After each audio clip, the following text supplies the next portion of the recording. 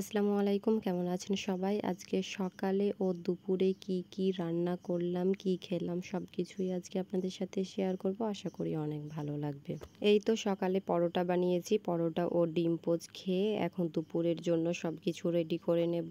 আজকে শিম, ফুলকপি, গাজর, আলু ও ডিম দিয়ে একটা মজাদার ভাজি রান্না করব। এই জন্য সবকিছুই কেটে খুব ভালোভাবে ধুয়ে নিচ্ছি। এই তো সবকিছু খুব ভালোভাবে আমার ধোয়া হয়ে গিয়েছে। এখন আমি একটা কড়াইয়ের মধ্যে সব সবজিগুলো দিয়ে পরিমাণ মতো লবণ, হলুদ, মরিচের গুঁড়ো ও পানি দিয়ে সেদ্ধ করে নেব।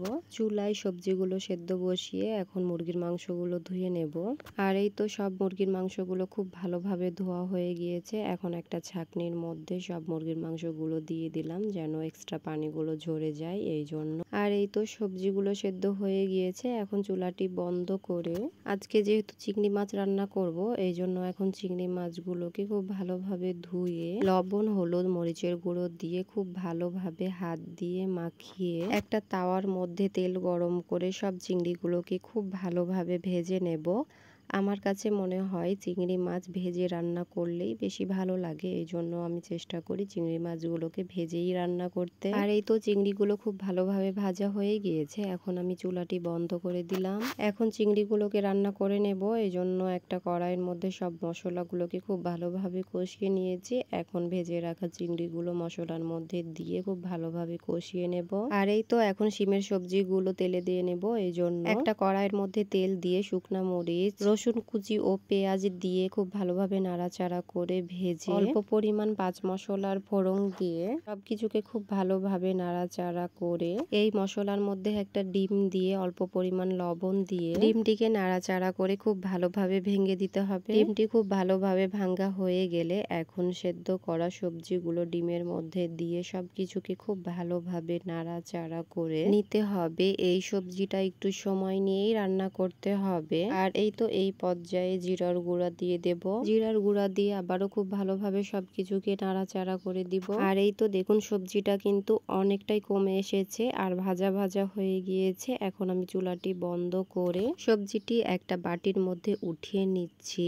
আর এই সবজি দিয়ে গরম গরম ভাত খেতে সত্যি অনেক বেশি মজার। আর এই তো চিংড়িও হয়ে গিয়েছে। এখন আমি একটা বাটির মধ্যে উঠিয়ে রেখে লাল শাকগুলো ধুয়ে নেব। এইগুলো আমাদের জমির লাল শাক ছিল। লাল শাকগুলোকে আমি আগেই খুব ভালোভাবে বেছে কেটে নিয়েছিলাম। এখন আমি খুব ভালোভাবে ধুয়ে নিচ্ছি। আর এই তো লাল শাকগুলোকে আমি একটা ছাঁকনির উপরে দিয়ে আবারও খুব ভালোভাবে ধুয়ে মুরগির মাংস রান্না বসিয়ে দিয়েছি। আর এই তো খুব ভালোভাবে এখন মুরগির মাংসগুলোকে নেড়ে দিচ্ছি।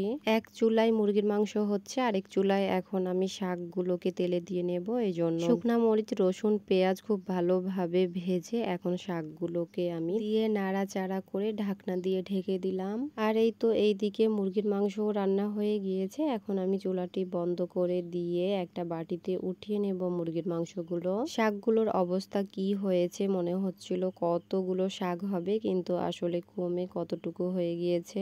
আর এই তো লাল শাকও রান্না হয়ে গিয়েছে। এখন আমি চুলাটি বন্ধ করে দুপুরের খাবার সবাই খেয়ে নেব।